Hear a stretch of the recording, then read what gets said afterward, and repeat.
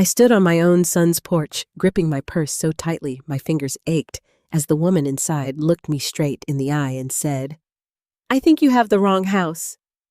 "Rachel, it's me, June, Daniel's mother." Her expression didn't change, not even a flicker. "My mother-in-law lives in Florida," she replied coldly. "I don't know you." Before I could breathe, a small voice cut through the silence. "Grandma June." Noah ran past her, threw his arms around my legs, and whispered something that shattered me completely. "Why did you stop coming? You used to tuck me in every night. If you've ever been pushed out of your own family, I need you to stay with me on this one. And before we go any further, tell me, where are you watching from, and what time is it there?" I always read every comment. If this story already makes your heart tighten a little, go ahead. And like the video, maybe subscribe too. It helps more than you think.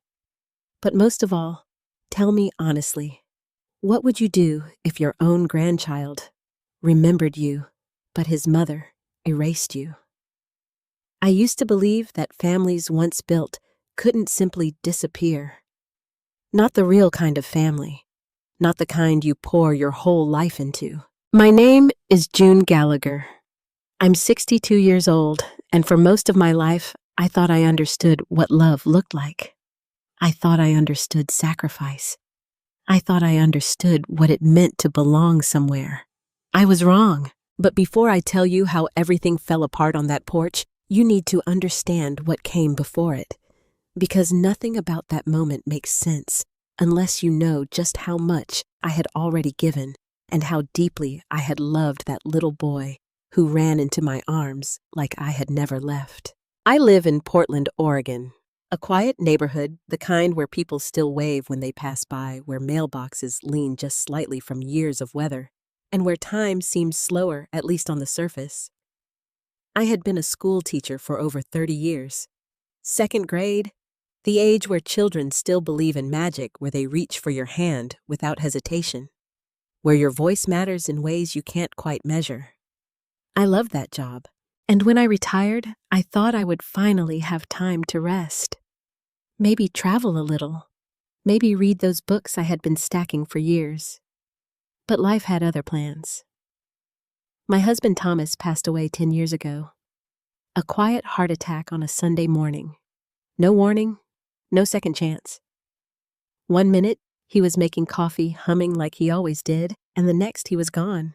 After that, the house felt too big. Too quiet, too empty. If it hadn't been for my son, I don't know what would have become of me. Daniel Gallagher, my only child. He had always been steady, dependable. Even as a boy, he carried himself with a kind of calm strength that made people trust him. He didn't rebel much, didn't cause trouble. He was the kind of son every mother hopes for and secretly worries she doesn't deserve.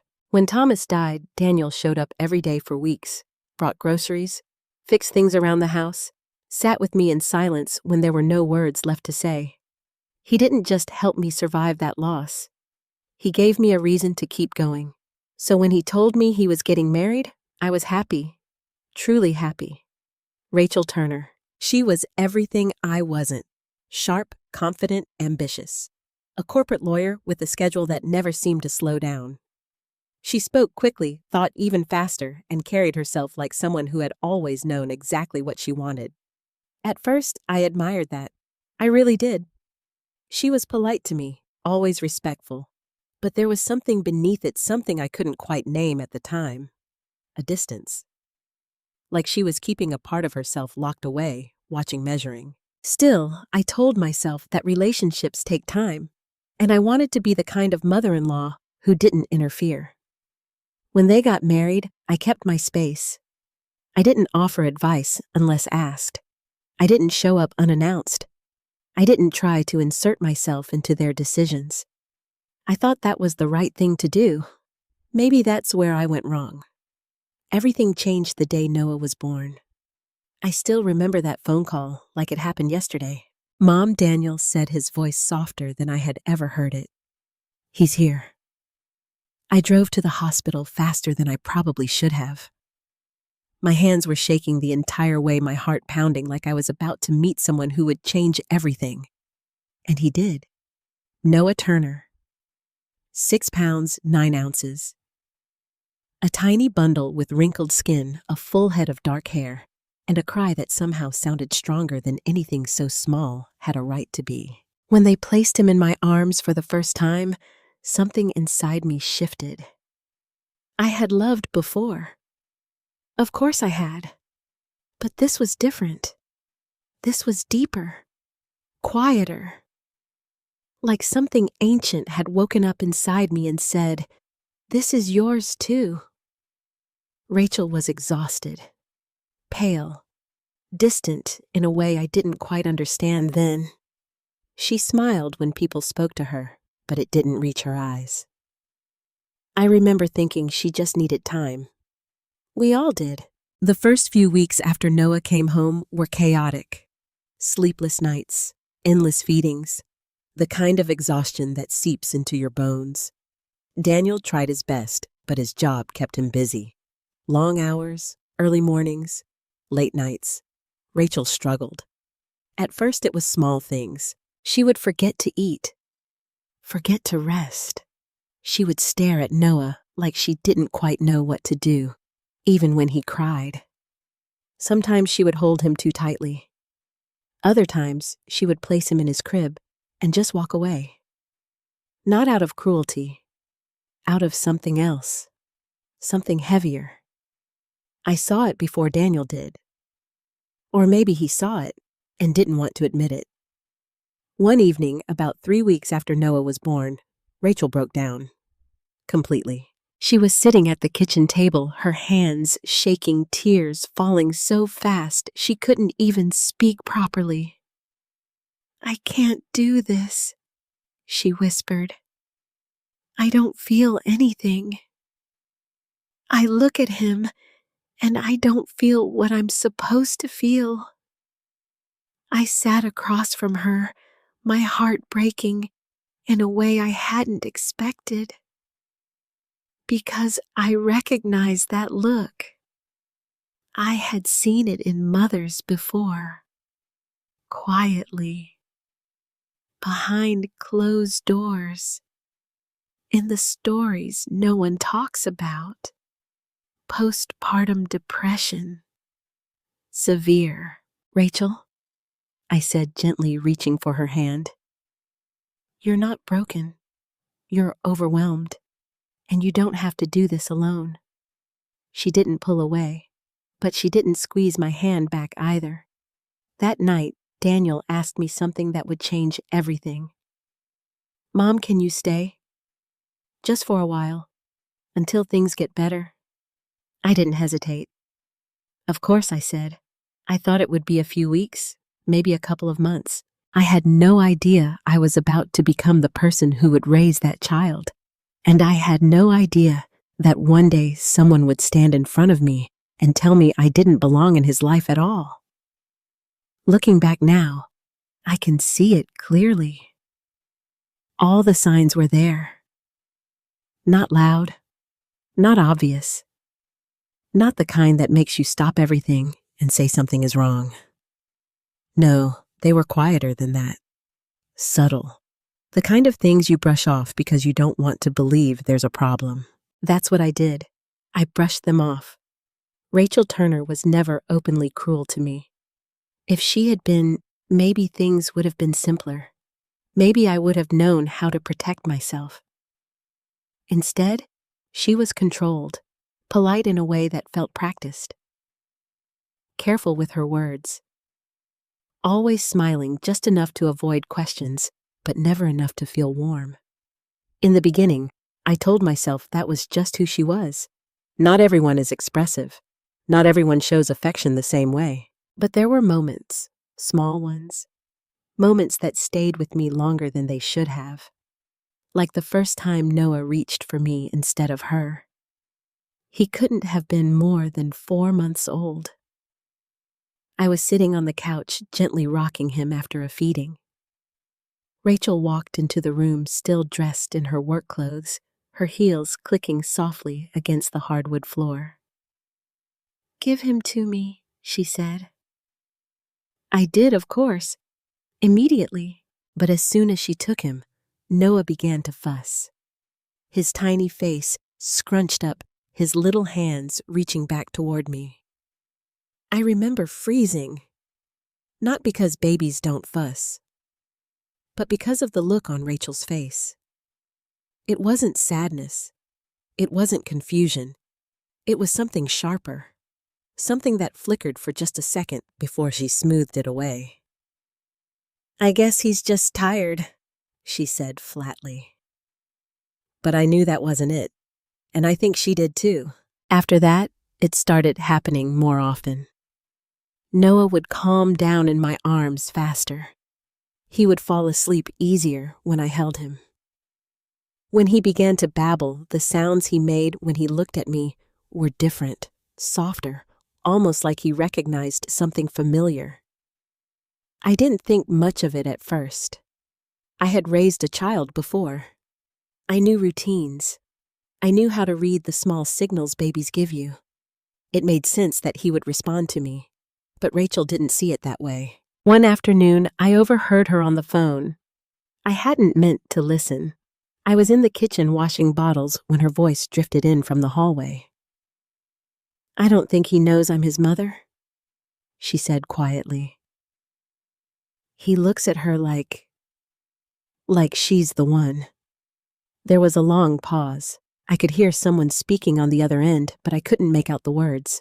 I know, Rachel continued, but it doesn't feel right. I carried him for 9 months, and now it's like I'm the outsider in my own house. My hands stopped moving. I stood there, water running over my fingers, not even noticing the temperature.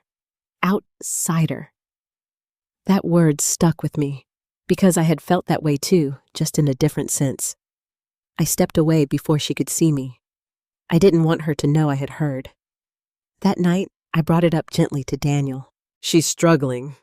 I told him, more than you think. He sighed, rubbing his face like he hadn't slept in days. I know, he said.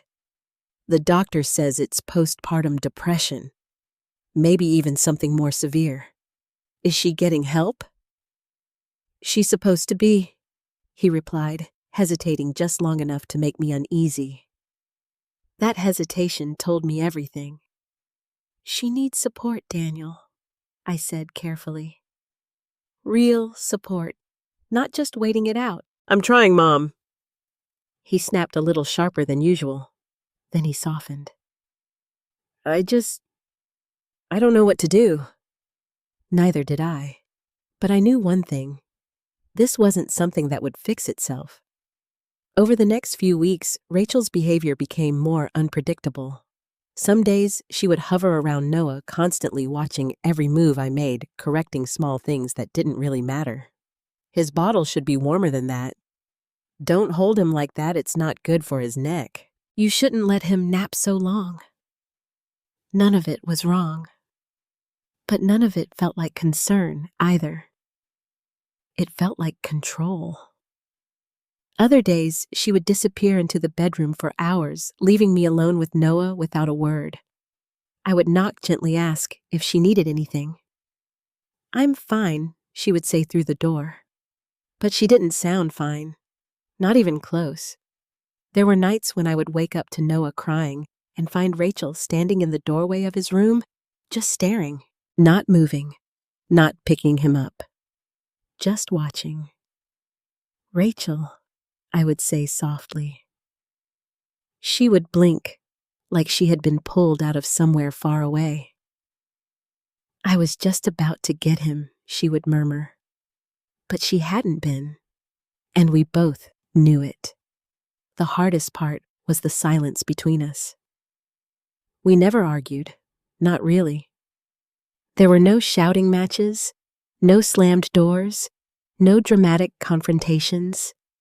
Just a growing distance, a tension that filled the space without ever being spoken out loud.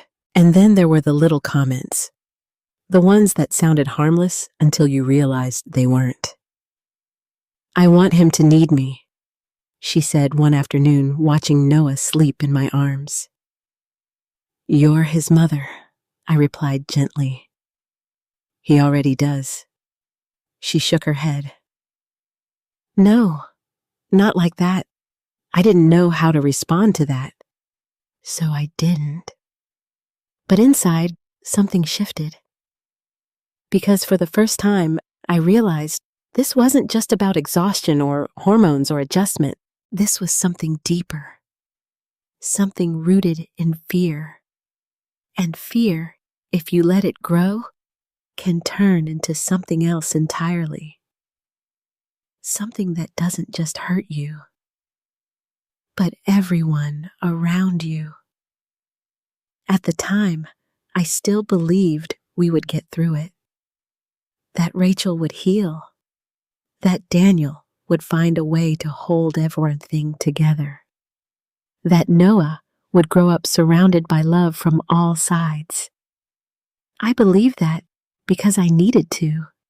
Because the alternative was something I wasn't ready to face. What I didn't understand back then was that Rachel wasn't just afraid of losing her place as Noah's mother. She was afraid that she had already lost it. And fear, like that, doesn't fade quietly. It fights. Even if it means erasing someone else to feel whole again. If I'm being honest, I didn't realize when it happened. There was no single moment where someone said, June, you're the one raising him now. It just became true, slowly, quietly. Like water rising inch by inch, until one day you realize you're standing in something much deeper than you expected. At first, I was just helping. That's what I told myself. Helping Rachel recover. Helping Daniel keep everything together. Helping Noah settle into a world that seemed too loud and too confusing for someone so small. But within a few weeks, my days began to follow a rhythm that didn't feel temporary anymore. I was the one waking up at night. Not every night Daniel tried, he really did, but most of them. Noah would cry that soft, broken cry that only babies make when they don't understand why something feels wrong. And before I even opened my eyes fully, I would already know he needed me. I would slip out of bed, careful not to make noise, and walk down the hallway to his room. Sometimes Rachel's door would be closed. Sometimes it would be slightly open, the room dark and still. I stopped checking after a while. I would pick Noah up, press him gently against my shoulder, and feel his tiny body relax almost instantly. It's okay, I would whisper. Grandma's here, and every time it worked, he would settle, he would trust me, and I didn't question it. During the day, it became even clearer. I fed him, changed him, rocked him to sleep, took him on walks around the neighborhood in a stroller that became as familiar to me as my own purse. The neighbors started to recognize us. Oh, is that your grandson? They would ask. Yes, I would say, smiling, and it was the truth. But there was something else in those moments, something unspoken, because when they asked where his mother was, I never quite knew how to answer. She's resting, I would say sometimes, or she's busy with work. Both were true, but neither explained the whole picture. Rachel was there, but not really there. She moved through the house like someone visiting a place they didn't quite belong in. Sometimes she would sit in the living room while I played with Noah, watching us with a quiet intensity that made me feel like I was being studied. Other times, she would stay in her room for most of the day. Daniel noticed it too. I could see it in the way he lingered in the kitchen longer than necessary, the way he checked his phone constantly, the way he tried desperately to keep everything normal, but normal had already slipped away. One afternoon, when Noah was about 8 months old, something happened that I'll never forget. I was sitting on the floor stacking soft blocks in front of him. He was giggling, knocking them over with that pure, unfiltered joy only babies have. Rachel walked in. She stood there for a moment, watching. Then she sat down across from us. "Let me try," she said. I nodded and gently moved back. Rachel picked up a block and held it out to Noah. "Come on," she said softly. "Take it from Mommy." Noah looked at her. Really looked at her. For a second, I thought maybe this would be the moment.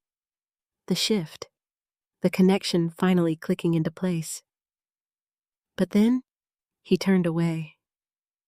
Not dramatically, not angrily, just uninterested, and he reached for me instead. My heart sank. Rachel didn't say anything right away.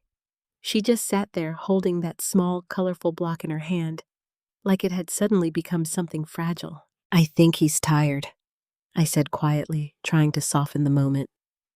She laughed, but it wasn't a real laugh.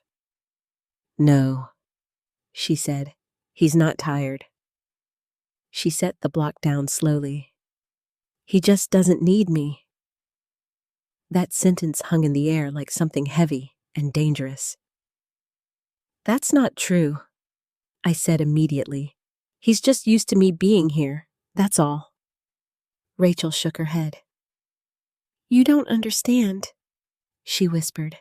And maybe I didn't, not fully, but I understood enough to know that something inside her was breaking. From that day on, I tried harder to step back. I encouraged her to take over when she could. I suggested she feed Noah, bathe him, spend time alone with him. Sometimes she did. But it never lasted long. Because Noah always came back to me. Not because he didn't love her, but because love at that age is built from familiarity, from consistency, from the person who shows up every single time. And I was that person. Months passed, then a year, then another, and somewhere along the way I stopped thinking of it as temporary. I had my own room in their house now, my clothes in the closet, my routines woven into the structure of their lives so tightly that removing me would have unraveled everything. Noah's first word was Mama, but his second was June. Not Grandma, not at first, just my name, clear as day. Rachel heard it. I saw the way her body stiffened. "That doesn't count," she said quickly. "He's just repeating sounds." But we both knew it wasn't just a sound. It was recognition. It was connection. And it scared her. I tried to change it. "Say Grandma." I would tell Noah gently. "Grandma June." Eventually he did. And every time he said it, I felt a warmth spread through my chest. But alongside that warmth, there was something else. Guilt. Because no matter how I tried to justify it, no matter how much I told myself I was just helping, I was stepping into a role that wasn't meant to be mine. I wasn't his mother. I never wanted to be. But I was becoming something dangerously close to it. And the more that happened, the more Rachel pulled away.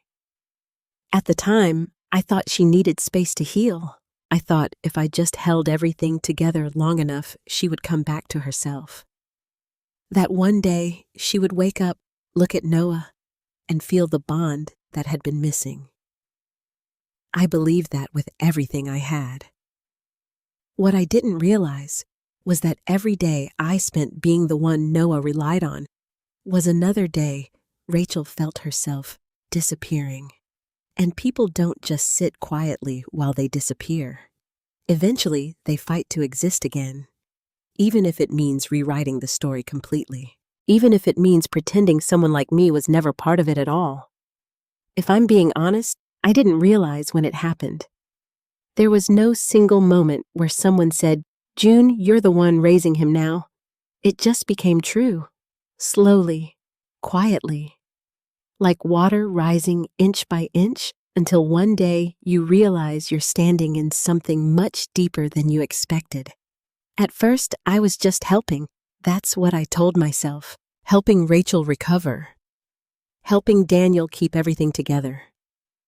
Helping Noah settle into a world that seemed too loud and too confusing for someone so small. But within a few weeks, my days began to follow a rhythm that didn't feel temporary anymore. I was the one waking up at night. Not every night. Daniel tried, he really did. But most of them. Noah would cry that soft, broken cry that only babies make when they don't understand why something feels wrong. And before I even opened my eyes fully, I would already know he needed me. I would slip out of bed, careful not to make noise, and walk down the hallway to his room. Sometimes Rachel's door would be closed. Sometimes it would be slightly open, the room dark and still. I stopped checking after a while. I would pick Noah up, press him gently against my shoulder, and feel his tiny body relax almost instantly. "It's okay," I would whisper. "Grandma's here." And every time it worked, he would settle. He would trust me, and I didn't question it. During the day, it became even clearer. I fed him, changed him, rocked him to sleep, took him on walks around the neighborhood in a stroller that became as familiar to me as my own purse. The neighbors started to recognize us. "Oh, is that your grandson?" they would ask.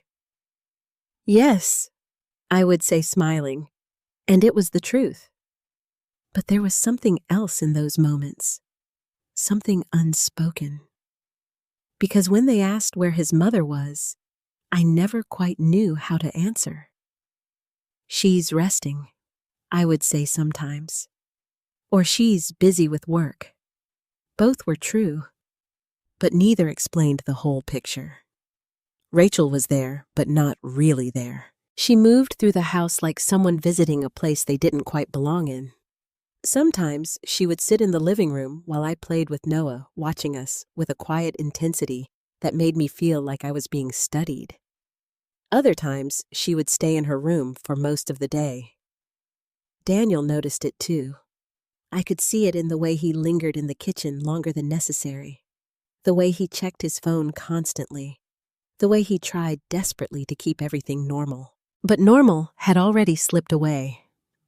One afternoon, when Noah was about 8 months old, something happened that I'll never forget. I was sitting on the floor, stacking soft blocks in front of him. He was giggling, knocking them over with that pure, unfiltered joy only babies have. Rachel walked in. She stood there for a moment, watching. Then she sat down across from us. "Let me try," she said. I nodded and gently moved back. Rachel picked up a block and held it out to Noah. "Come on," she said softly. "Take it from Mommy." Noah looked at her, really looked at her. For a second, I thought maybe this would be the moment, the shift, the connection finally clicking into place. But then he turned away. Not dramatically, not angrily, just uninterested. And he reached for me instead. My heart sank. Rachel didn't say anything right away. She just sat there, holding that small, colorful block in her hand, like it had suddenly become something fragile. "I think he's tired," I said quietly, trying to soften the moment. She laughed, but it wasn't a real laugh. "No," she said. "He's not tired." She set the block down slowly. "He just doesn't need me." That sentence hung in the air like something heavy and dangerous. "That's not true," I said immediately. "He's just used to me being here, that's all." Rachel shook her head. "You don't understand," she whispered. And maybe I didn't. Not fully. But I understood enough to know that something inside her was breaking. From that day on, I tried harder to step back. I encouraged her to take over when she could. I suggested she feed Noah, bathe him, spend time alone with him. Sometimes she did. But it never lasted long, because Noah always came back to me. Not because he didn't love her, but because love at that age is built from familiarity, from consistency, from the person who shows up every single time. And I was that person. Months passed, then a year, then another, and somewhere along the way, I stopped thinking of it as temporary. I had my own room in their house now, my clothes in the closet, my routines woven into the structure of their lives so tightly that removing me would have unraveled everything. Noah's first word was Mama, but his second was June. Not Grandma, not at first, just my name, clear as day. Rachel heard it. I saw the way her body stiffened. "That doesn't count," she said quickly. "He's just repeating sounds." But we both knew it wasn't just a sound. It was recognition. It was connection. And it scared her. I tried to change it. "Say Grandma," I would tell Noah gently. "Grandma June." Eventually he did. And every time he said it, I felt a warmth spread through my chest. But alongside that warmth, there was something else. Guilt.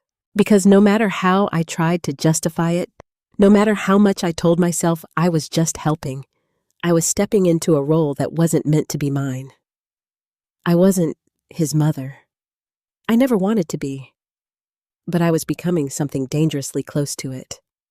And the more that happened, the more Rachel pulled away. At the time, I thought she needed space to heal. I thought if I just held everything together long enough, she would come back to herself. That one day, she would wake up, look at Noah, and feel the bond that had been missing. I believed that with everything I had. What I didn't realize was that every day I spent being the one Noah relied on was another day Rachel felt herself disappearing. And people don't just sit quietly while they disappear. Eventually, they fight to exist again, even if it means rewriting the story completely, even if it means pretending someone like me was never part of it at all. At the time, no one ever said the word out loud. Not to me, not in a way that felt real. Everything was wrapped in softer language, careful phrases, controlled explanations that sounded reasonable but never quite told the full truth.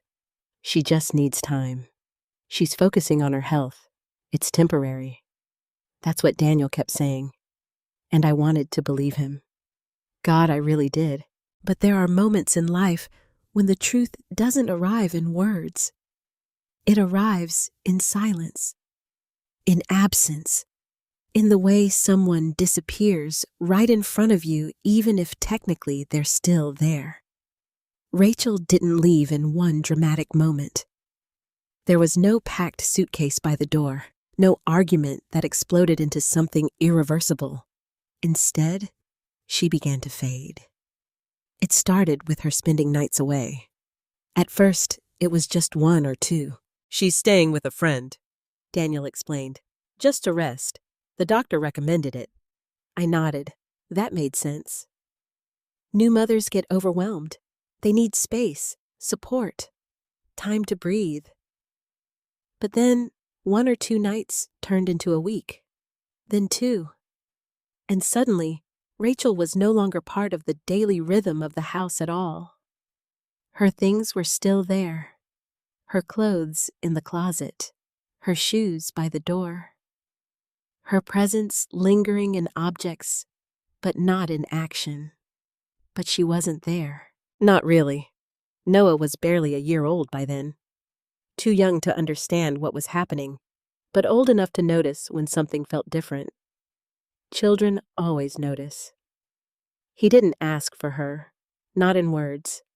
But sometimes, when I laid him down at night, he would look toward the doorway, like he was waiting for someone who never came. And that look, it broke something inside me. One evening, after putting Noah to bed, I found Daniel sitting alone in the kitchen. The lights were off, except for the small one above the stove. He was staring at nothing, his hands wrapped around a mug that had long gone cold. How long has it been? I asked quietly. He didn't look up. A few weeks, he said, but his voice didn't sound like someone who believed that. Daniel, I said gently, sitting across from him. Where is she? He finally met my eyes, and for the first time since all of this began, I saw it. Fear. Not frustration, not confusion. Fear. She's getting help, he said. What kind of help? He hesitated, the kind of hesitation that tells you everything before the words even come out. Inpatient, he admitted finally. For a while. My breath caught. Inpatient. That wasn't just rest. That wasn't just space. That meant it was serious. How long, I asked. They don't know, he said. Months, maybe. Months. I leaned back in my chair, trying to process what that meant. For her, for him, for Noah, for all of us. Why didn't you tell me? I asked softly. Daniel ran a hand through his hair. Because I didn't want to make it worse, he said. Because I thought maybe she'd come back quickly. Maybe we could just move past it. Move past it. As if something like this could ever be that simple. Does anyone else know? I asked. He shook his head. No, and I'd like to keep it that way. I stared at him. Daniel, please, Mom, he cut in, his voice suddenly urgent. I need you to promise me something. I didn't like the sound of that. What is it? He leaned forward, his eyes locking onto mine. Noah can't know. The words hit harder than I expected. He's a baby, I said. He won't understand anyway. That's not the point, Daniel replied. I don't want him growing up thinking his mother left him. I don't want that to be part of his story. So, what will you tell him? I asked. That she's working, that she's busy, that she'll be back soon. I felt a knot tighten in my chest. That's a lie. It's a necessary one, he said firmly. I shook my head. Daniel's secrets like that don't stay buried forever. That she's working, that she's busy, that she'll be back soon. I felt a knot tighten in my chest. That's a lie. It's a necessary one, he said firmly. I shook my head. Daniel's secrets like that don't stay buried forever. I know, he said, but by the time he's old enough to understand, things will be different. She'll be better. She'll be here. And none of this will matter. I wanted to argue. I wanted to tell him that nothing about this would simply disappear. But I looked at him, really looked at him, and I saw a man barely holding himself together. A father trying to protect his child. A husband trying to believe his wife would come back. And a son asking his mother for help. Okay, I said quietly. I won't tell him. The relief on his face was immediate. Thank you, he whispered. That was the moment everything changed. Not when Rachel left, not when Daniel asked me to stay longer, but right there, when I agreed to become part of the silence. Because from that point on, I wasn't just helping anymore. I was replacing, not by choice, not intentionally, but in every way that mattered. Days turned into weeks. Weeks turned into months. Rachel remained gone. There were occasional updates. She's improving. They're adjusting her treatment. She's not ready to come home yet. Each one sounded hopeful, but none of them brought her back. And in her absence, Noah grew. He learned to walk his tiny steps, wobbling at first, then growing more confident as he moved toward me with outstretched arms. He learned to speak his words forming slowly, carefully. June, he would say, looking at me like I was the center of his world. Grandma June. I tried to correct him. Say, Mommy, I would encourage, gently pointing to photos of Rachel. He would look at the picture, then look back at me, and say nothing. It wasn't that he rejected her, it was that he didn't know her. And that realization haunted me more than anything else. Because every milestone he reached, every first step, every new word, was a moment she wasn't there for. And I was. I became his constant, his comfort, his home. I told myself it was temporary. I told myself Rachel would come back and take her place again.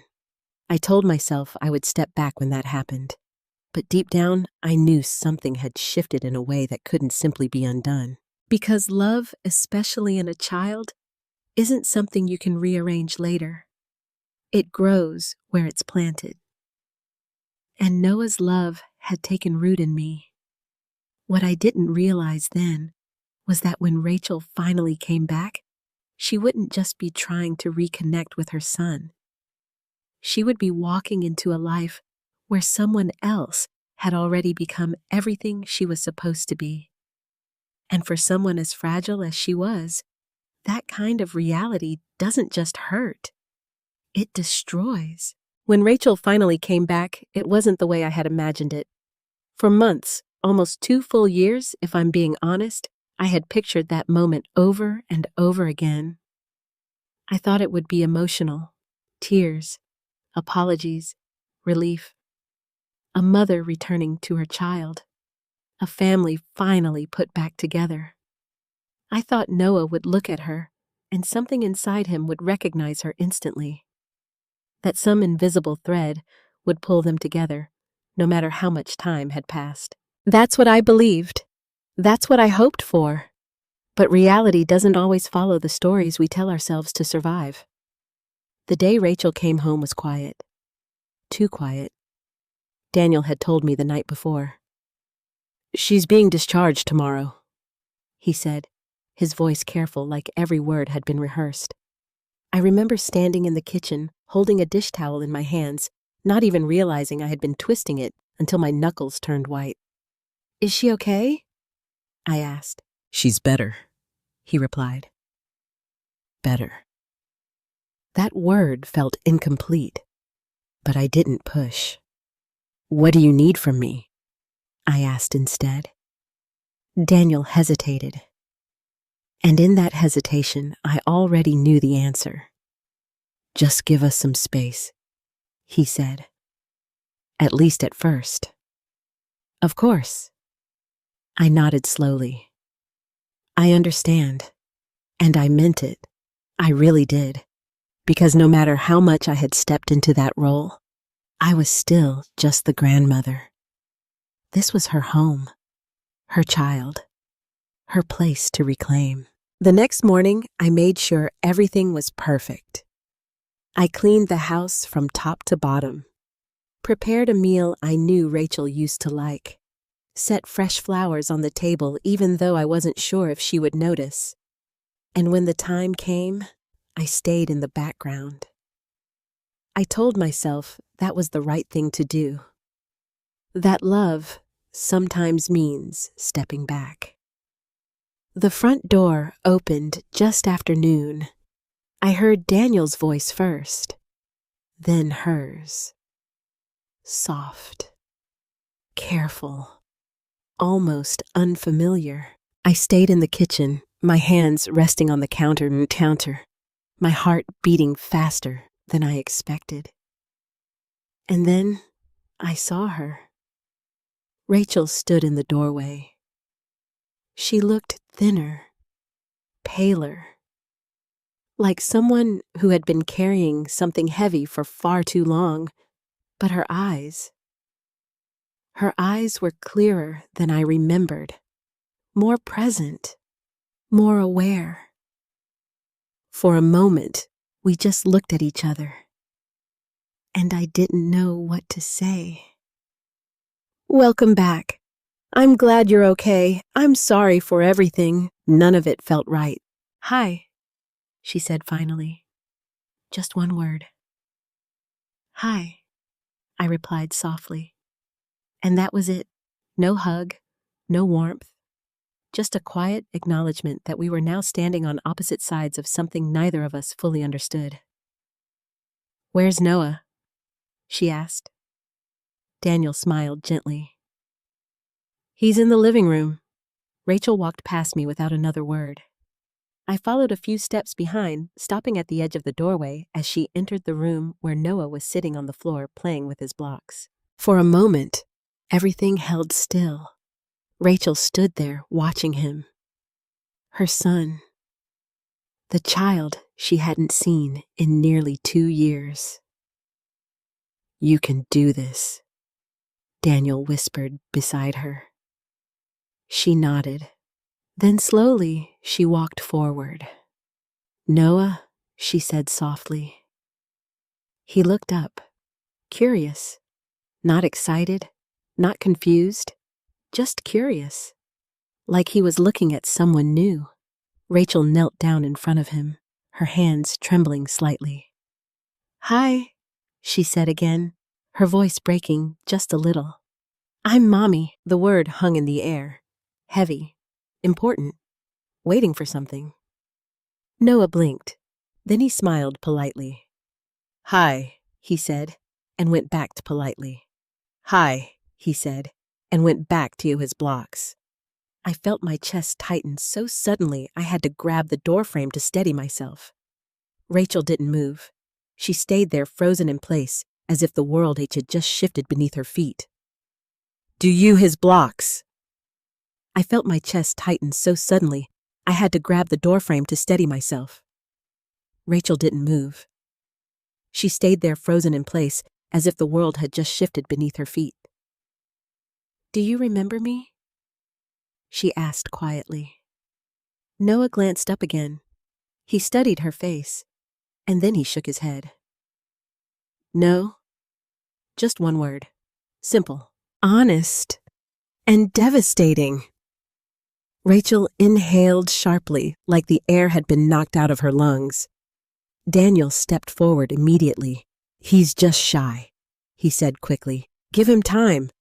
But we all knew that wasn't it. Noah wasn't shy. He just didn't know her. Rachel reached out, placing her hand gently on Noah's shoulder. He didn't pull away, but he didn't lean in either. There was no connection, no instinctive comfort, nothing. And in that moment, I understood something I hadn't fully allowed myself to face before. Time doesn't pause for anyone, not even for a mother. You can't step away from a child's life and expect everything to be waiting exactly where you left it. Noah had grown, changed, formed bonds, and those bonds didn't include her. Rachel stood up slowly, her face pale. I need a minute, she whispered, and walked out of the room before anyone could stop her. I heard the bedroom door close, then silence. Daniel ran a hand over his face, clearly shaken. It's going to take time. He said more to himself than to me. I didn't respond, because I wasn't sure time was the problem. Later that evening, after Noah had gone to bed, Rachel came back into the living room. She looked different, not broken, not like before, but something inside her had hardened, something protective, determined. He calls you June, she said suddenly, looking directly at me. Yes, I replied quietly. She nodded. And Grandma June sometimes. Yes. There was a long pause. And when he needs comfort, she asked. I swallowed. He usually comes to me. Rachel's jaw tightened slightly. I see. Daniel stepped in quickly.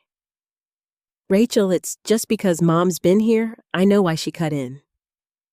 Her voice was calm, too calm, and that calmness made something in my stomach twist. I just didn't realize how much had changed. Neither had I. Not until that moment. Because standing there, looking at the distance between a mother and her own child, I finally understood what Rachel had been afraid of all along. She hadn't just lost time. She had lost her place. And people don't accept that easily. They don't just step back and say someone else can have it. No, they fight. Quietly at first, then harder, until something or someone gives way. And as Rachel stood there staring at me with eyes that held something I couldn't quite name yet, I realized with a sinking feeling that I might be the one she would try to erase to take her life back. At first, Rachel didn't try to push me out. Not directly. If anything, she did the opposite. She tried to be cooperative, polite, careful, almost as if she was afraid that any sudden movement would break something fragile between her and Noah. For the first few weeks after she came home, she followed his routine closely, my routine, if I'm being honest. The same meal times, the same bedthonist, the same meal times, the same bed ime, the same stories. She watched everything I did, quietly, closely, and then she repeated it. Does he still like the blue cup, she would ask? Yes, I'd answer. Does he still wake you up around 2 in the morning, Emmy? The same stories. She watched everything I did, quietly, closely, and then she repeated it. Does he still like the blue cup, she would ask? Yes, I'd answer. Does he still wake up around 2 in the morning? Sometimes. And the story, the one you read him before bed, The Little Fox and the Moon, I said. She nodded, committing it to memory. At first, I thought maybe this was a good sign. Maybe she was trying. Maybe she understood that rebuilding something takes patience. And for a moment, just a moment, I let myself believe we could find a balance, that we could both exist in Noah's life without conflict, that love didn't have to be divided. But that moment didn't last long, because slowly, almost invisibly, things began to change. It started with small adjustments. Why don't I handle bedtime tonight? Rachel said one evening. I smiled. Of course. That was her right, her place. I stayed in the living room listening as she read to Noah upstairs. Her voice was softer than I remembered, slower, more deliberate, like she was choosing each word carefully, trying to build something out of them. But a few minutes later, I heard it. Noah's voice. Where's Grandma June? There was a pause. Then Rachel replied, I'm here, sweetheart. I want Grandma June, he said. Not loudly, not dramatically, just simply. And that simplicity made it hurt more. I sat there frozen. I wanted to go up, to comfort him, to make it easier for both of them, but I didn't move, because I knew this was something they had to face, alone. The next morning, Rachel didn't mention it, but something in her had shifted. I could see it in the way she moved around the house. More controlled, more guarded, like she had drawn a line somewhere I couldn't quite see yet. Over the next few days, she began taking more control. I'll handle breakfast. I'll take him to the park. I'll put him to bed. Each sentence sounded normal, reasonable, expected. And I agreed to all of it, because I kept telling myself, this is what you wanted, June. This is what's supposed to happen. But there was something underneath it, something that didn't feel like cooperation anymore. It felt like reclaiming territory. And I was standing right in the middle of it. One afternoon, I came downstairs to find Rachel sitting with Noah on the couch. They were looking at a photo album. I recognized it immediately. It was one I had put together during the time she was gone. Pictures of Noah's first steps, his first birthday, his first trip to the park. Memories, moments she hadn't been there for. Rachel was flipping through the pages slowly. too slowly, as if each image required effort to process. "Who's that?" Noah asked, pointing to a picture of me holding him as a baby. "That's Grandma June," Rachel replied. Her voice was steady, but her fingers tightened slightly around the edge of the page. "And that," he asked, pointing to another one. "That's you," she said. "And you?" Noah asked, looking up at her. Rachel froze, just for a second, then she forced a small smile. "I wasn't there when that was taken." Noah frowned.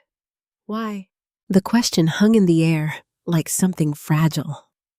Rachel glanced at me, just briefly, then back at him. "I was away," she said. "Where?" I was getting better. Noah didn't fully understand. I could see that. But children don't always need full understanding to feel when something is incomplete. He nodded slowly, then pointed at another photo. "This one too." "Yes," Rachel said. "And this one?" "Yes." Page after page, moment after moment, all of them without her. And with me. I wanted to step in, to say something that would ease the tension. But I didn't know what that something was. Because there is no gentle way to explain absence to a child, not when that absence has already shaped their reality. Rachel closed the album suddenly. "That's enough for today," she said. Her tone wasn't harsh, but it was final. Noah didn't argue.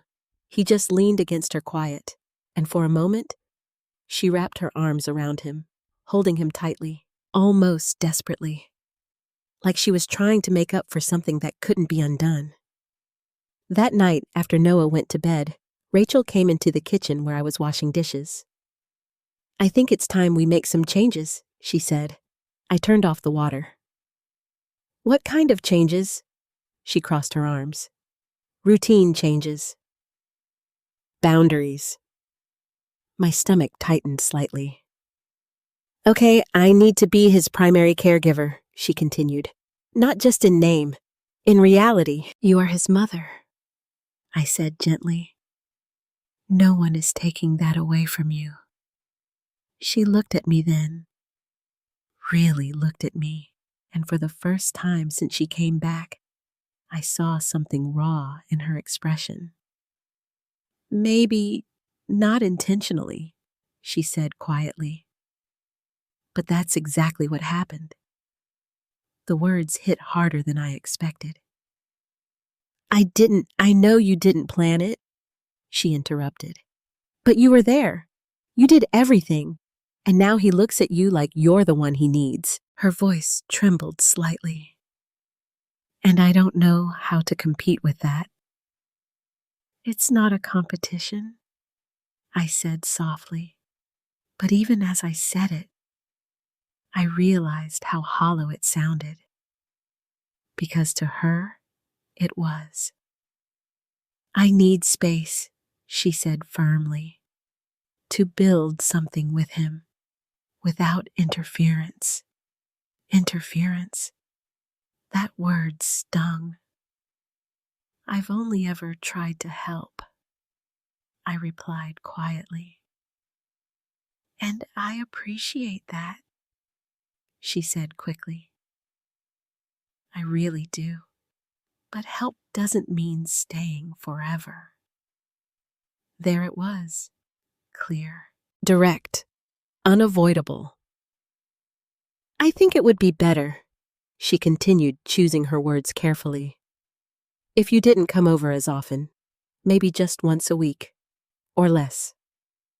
Less. The word echoed in my chest. "I see," I said, and I did. I saw exactly what she was doing. She wasn't pushing me out all at once. She was shrinking my place, little by little, until there was nothing left. I dried my hands slowly. "I don't want to hurt you, June," Rachel added quietly. And for a moment, I believed her, because she didn't sound cruel. She sounded desperate, like someone trying to hold on to something slipping through her fingers. But desperation can still hurt people. Deeply. "I'll give you space," I said finally. Because what else could I do? But as I stood there looking at the woman who was trying to reclaim her life, I couldn't shake the feeling that this wasn't where it would stop. This was just the beginning. And eventually, she wouldn't just want space. She would want erasure. I told myself I would respect her boundaries, that I would step back, that I would give her the space she needed to rebuild something with Noah. And for a while, I did exactly that. I stopped coming by every day. Then I stopped coming every other day. Eventually, I limited myself to once a week, just like Rachel had asked. Each time I left that house, it felt like I was leaving something behind that I wasn't sure I would ever get back. But I kept going. Because I believed, or maybe I needed to believe, that this was temporary. That once things settled, once Rachel felt secure again, everything would find its balance. I was wrong. The first time I noticed something truly wasn't right was during one of those weekly visits. It was a Sunday afternoon. I had baked Noah's favorite cookies, chocolate chip with just a little extra sugar the way he liked them. I rang the doorbell, my heart already beating a little faster than usual. Rachel opened the door. She smiled, but it didn't reach her eyes. "Hi, June." "Hi, Rachel." She stepped aside to let me in. The house felt different, quieter. Not in a peaceful way, in a controlled way, like every sound had been measured and reduced. "Where's Noah?" I asked. "He's in his room," she replied. "Can I go say hi?" Rachel hesitated, just for a second, but it was enough. "He's having some quiet time," she said. "Maybe in a bit." Something inside me tightened. "That's okay," I said. "I can wait." I sat in the living room trying to ignore the strange feeling settling in my chest. Minutes passed, then more.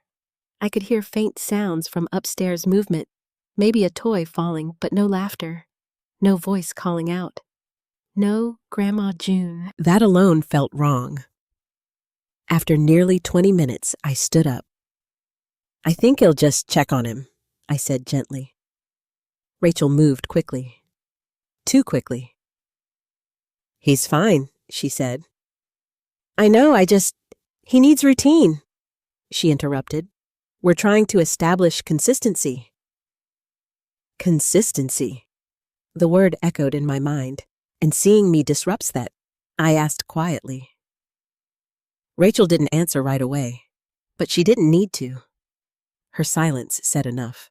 "I'll just say a quick hello," I insisted softly, already moving toward the stairs. "June." But I was already halfway up. I don't know what I expected to find, but it wasn't what I saw. Noah was sitting on his bed, clutching one of his stuffed animals. He looked up when I entered, and for a split second, his face lit up. "Grand?" He stopped. Mid-word, like someone had pressed pause on him. My heart dropped. "Hey, sweetheart," I said gently, stepping closer.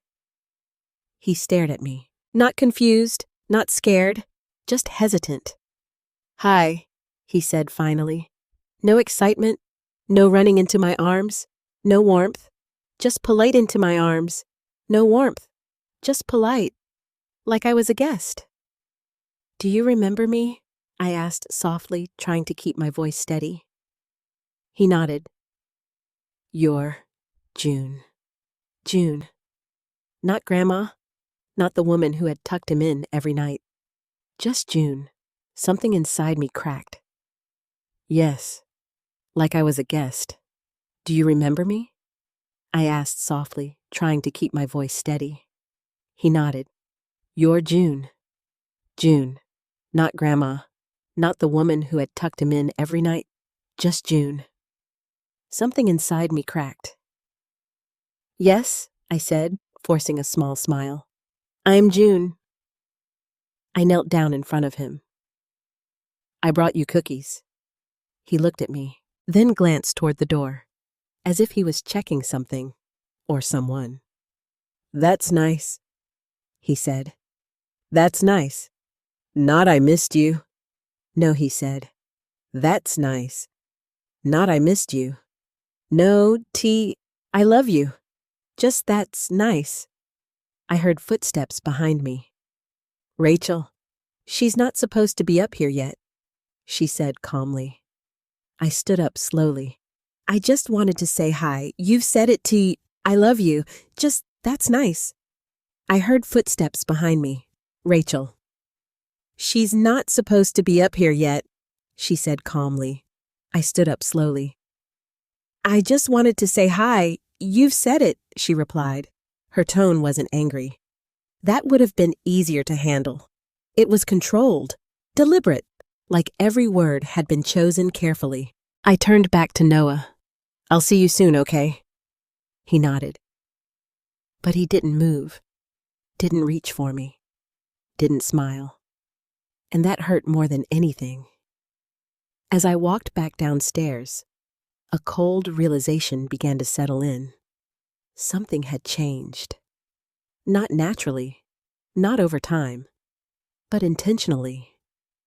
Back in the living room, I turned to Rachel. What did you tell him? I asked. Her expression didn't shift. I didn't tell him anything untrue. That's not what I asked. She crossed her arms. He needed clarity. Clarity about what?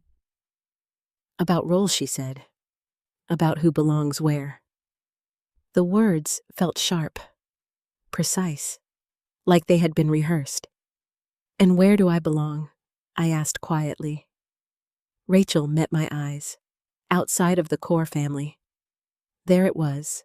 No more softness, no more pretending, just the truth, cold and clean. I raised him, I said, my voice trembling, despite my effort to control it. For a time, she corrected. For years, I said. And now I'm here, she replied. Her voice didn't rise, didn't crack, but there was something underneath it, something fierce. I'm his mother. I never said you weren't. But you acted like it, she said. The accusation hit hard. I stepped in because you needed help. I replied. I needed support, she corrected, not replacement. I stared at her. I never tried to replace you. But you did, she said quietly, and for a moment, I saw it. Not anger, not hatred, fear, deep, consuming fear. He looks at you like you're home, she continued. And I don't know how to compete with that. Again, that word, compete. It's not a competition, I said. It is when there's only one place he runs to when he's scared, she replied. Silence fell between us, heavy, unavoidable. And so, you're trying to make sure that place isn't me anymore, I said slowly. Rachel didn't deny it. I'm trying to give him the chance to bond with his actual parent.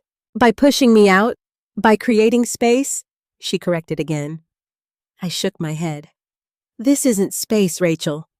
This is rewriting. No, she said firmly. This is correcting.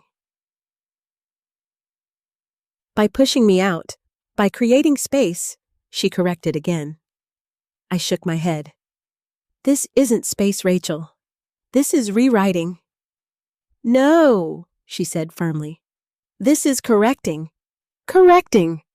The word echoed in my mind long after she said it, because in that moment I finally understood what she had been doing, not just limiting my visits, not just setting boundaries. She was reshaping Noah's memory, changing how he saw me, what I meant to him, and maybe, eventually, making sure I meant nothing at all. And as I stood there looking at the woman who had once trusted me with her child, I realized something that made my chest tighten. with a kind of fear I hadn't felt before. This wasn't going to stop. Not until I was completely gone from his life. Not until I was a stranger. After that visit, I couldn't sleep. I lay awake that entire night, staring at the ceiling, replaying every second of it over and over again. The way Noah hesitated. The way he said my name, just my name. The way he looked at the door before answering me. That was the part I couldn't shake. Because that wasn't confusion. That was conditioning. And once that thought took root in my mind, I couldn't ignore it anymore. The next morning, I did something I hadn't done in a long time. I called Daniel. He picked up on the third ring. "Hey, Mom," he said, his voice distracted. "Everything okay?" "No," I said honestly. "It's not." There was a pause. "What happened?" I took a breath. "I went to see Noah yesterday." "I know," he said. "Rachel mentioned it." "Did she mention how he acted?" I asked. Another pause. Longer this time. She said he was adjusting. Adjusting. That word again.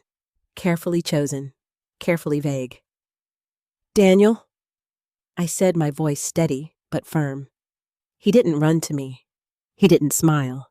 He barely spoke. He looked like he was afraid to say my name. "That's not—" "Yes, it is," I cut in gently. "And you know it." Silence. Then a sigh. "He's just getting used to new routines," Daniel said, but his voice lacked conviction. "No," I replied. "This isn't about routine. This is about something else." Mom's silence. Then a sigh.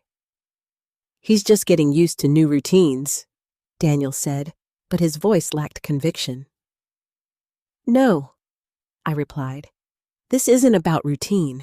This is about something else." "Mom, what is she telling him?" I asked. The question hung in the air between us. Heavy, unavoidable. "I don't think she's telling him anything wrong," Daniel said carefully. "That's not what I asked." Another pause. "I don't know," he admitted finally. That answer scared me more than anything else, because Daniel had always known everything, always been in control, always aware. And now he didn't know what was happening in his own house. "I need to talk to him," I said.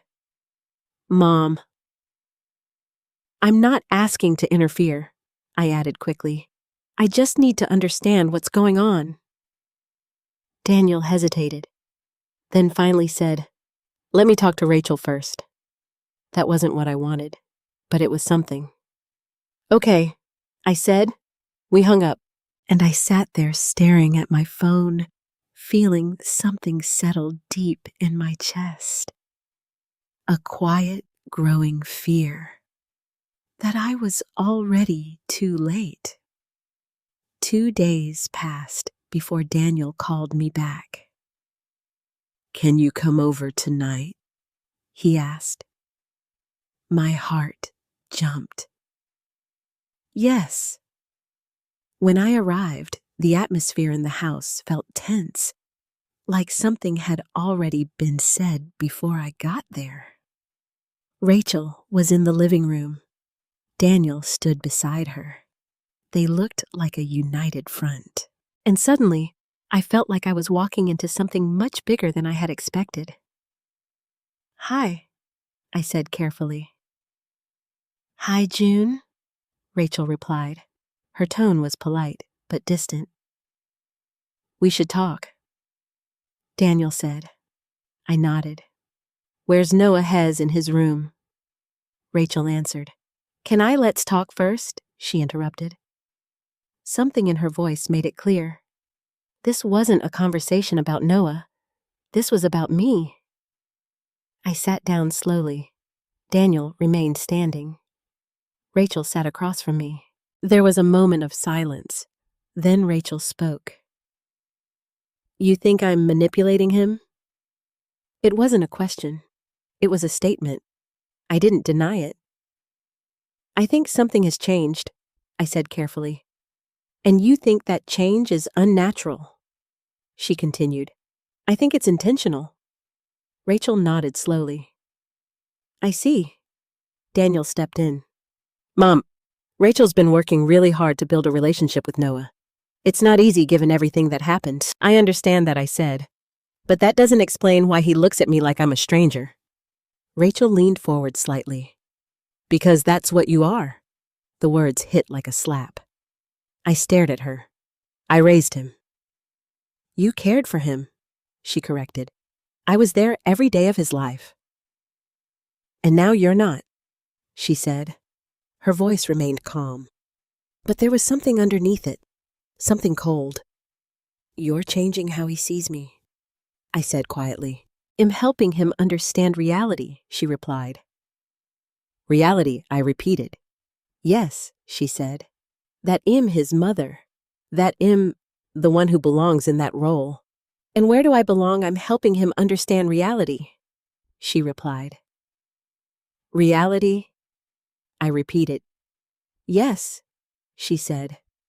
"That I'm his mother. That I'm the one who belongs in that role."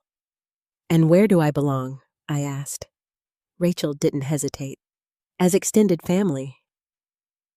The phrase felt clinical, detached, like I was being categorized, reduced. "I was never just extended family to him," I said. "But you are now," she replied. Silence fell over the room. Heavy, unforgiving. I turned to Daniel. "Do you agree with this?" He hesitated, and that hesitation told me everything. "I think," he began slowly, "that Noah needs stability. And right now, that means a clear structure." "Do you agree with this?" He hesitated, and that hesitation told me everything. "I think," he began slowly, "that Noah needs stability. And right now, that means a clear structure." "By removing me?" I asked. "By redefining roles," he said. Redefining. Another carefully chosen word. I let out a slow breath. "You're asking me to accept that the years I spent raising him don't matter." "That's not what we're saying," Daniel replied quickly. "Then what are you saying?" Rachel answered this time. "We're saying that those years were temporary." Temporary. I felt something inside me break. "You don't get to decide that," I said, quietly. "No," she replied, "but I get to decide what happens moving forward." And there it was. Clear, final, unyielding. "This isn't just about bonding," I said. "This is about control." Rachel's expression hardened slightly. "This is about being his mother and erasing me," I pressed. "I'm not erasing you," she said. "I'm correcting his understanding of who you are." Correcting, again. That word, like everything that had happened before, was a mistake that needed to be fixed. I stood up slowly. "I think I understand now," I said. "Good," Rachel replied. "No," I said, shaking my head. "Not what you want me to understand." Daniel looked uneasy. "Mom, you're not just asking for space," I continued, my voice steady despite the storm inside me. "You're asking me to disappear." "That's not—" "It is," I said. Rachel didn't deny it this time. She just watched me, calm, certain, as if she had already made peace with this outcome. And in that moment, I realized something that made my chest tighten with a different kind of fear. This wasn't just about reclaiming her role. This was about rewriting the past. About making sure that when Noah grew up, he would never know what I had been to him. that I had been there, that I had loved him, that I had raised him when she couldn't. And if that happened, then everything I had given, everything I had sacrificed, would disappear. Like it had never existed at all. And I couldn't let that happen. Not for me, but for him. Because one day, he would deserve to know the truth. After that conversation, something inside me changed. Up until that moment, I had still been trying to be understanding, patient, respectful. I kept telling myself Rachel was healing, that she needed time, that she was afraid and fear makes people do things they wouldn't normally do. But now I saw it clearly. This wasn't just fear. This was strategy. And if I kept standing still, I would disappear completely. Not just from their house, but from Noah's memory. That was the part I couldn't accept. Not for myself, but for him. Because one day when he was older, he would look back at his life and try to understand who had been there for him, who had loved him, who had raised him, and if Rachel had her way, I wouldn't be part of that story at all. That thought haunted me for days, until finally I made a decision. I would not fight her in front of Noah. I would not create chaos. I would not become the villain in a story she was already rewriting. But I would not disappear either.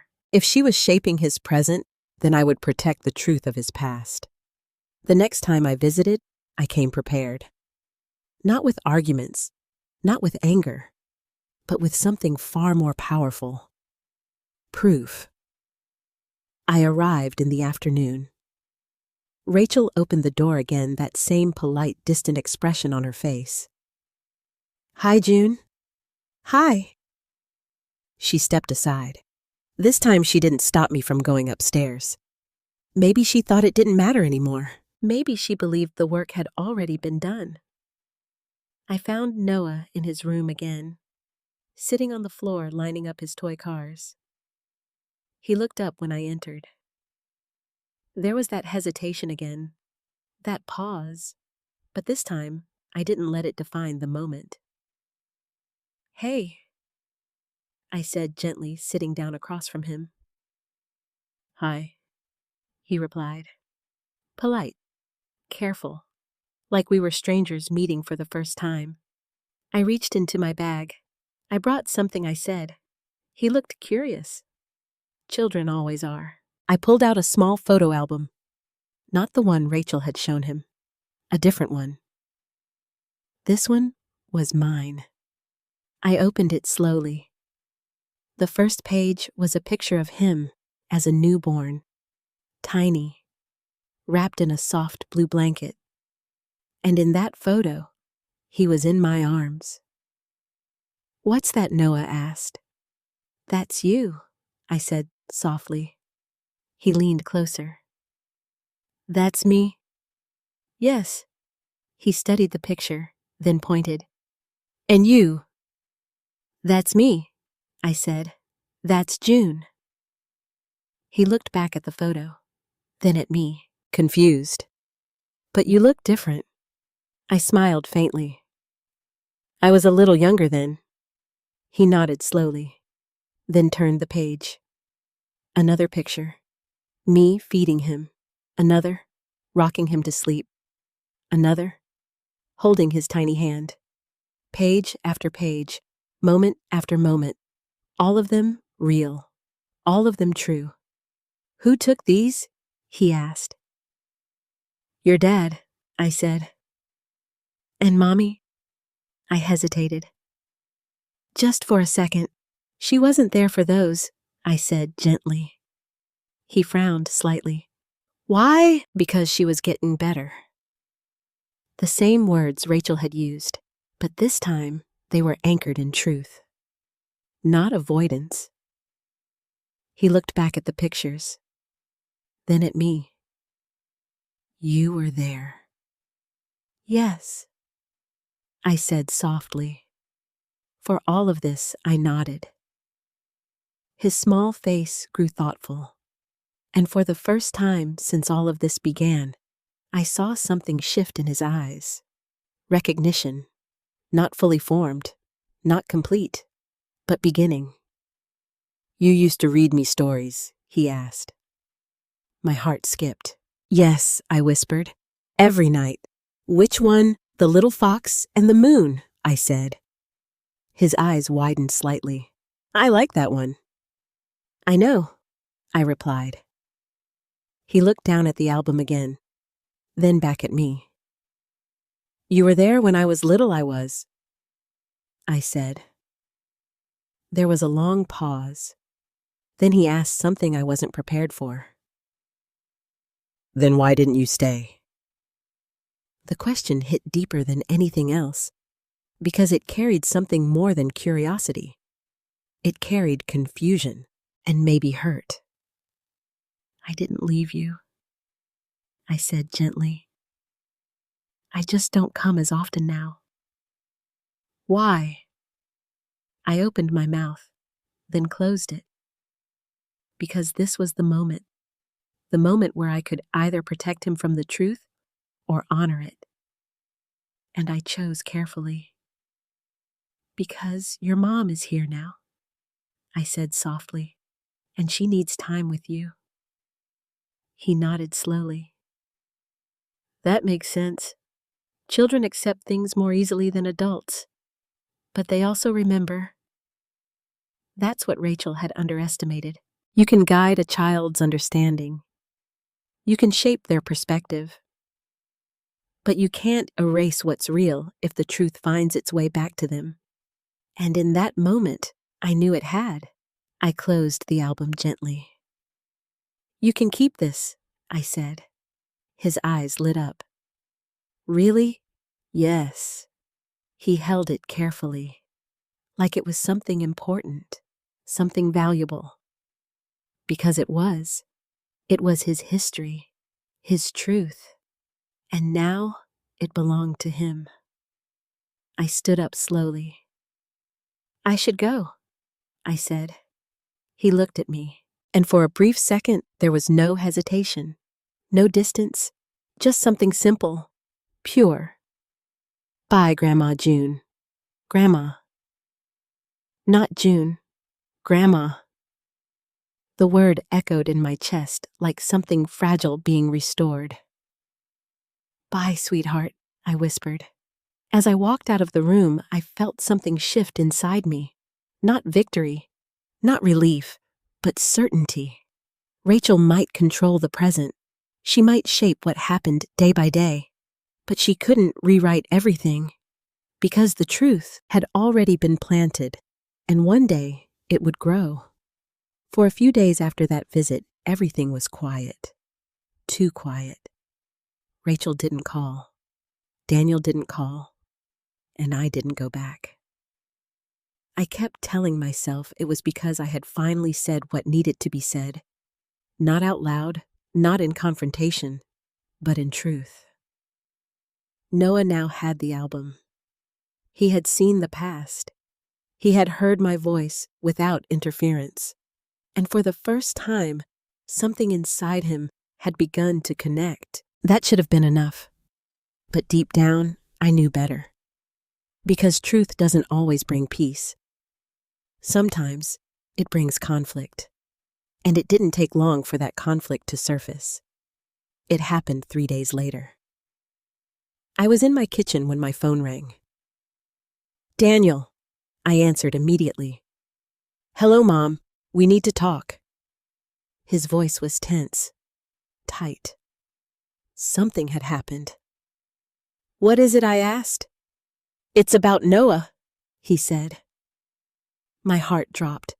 "What about him? Is he okay?" "He's fine," Daniel said quickly. "But something's come up." "What kind of something?" There was a pause. Then he asked Rachel why she wasn't in his baby pictures. The room felt like it tilted, and I asked carefully. "And he said, you told him she was getting better," Daniel continued. I closed my eyes briefly. "Yes," I said. "She's upset, Mom." I didn't lie, I replied quietly. That's not the point, he said. Then what is the point? I asked. The point is, you went behind her back. Behind her back. The phrase echoed in my chest. I told him the truth, I said. Jen, I told him the truth, I said. Gently, carefully. You told him something she wasn't ready to explain. I exhaled slowly. And when would she have been ready? Daniel? I asked. When he's 15, 20. That is not fair. No to lie. Carefully. You told him something she wasn't ready to explain. I exhaled slowly. And when would she have been ready? Daniel? I asked.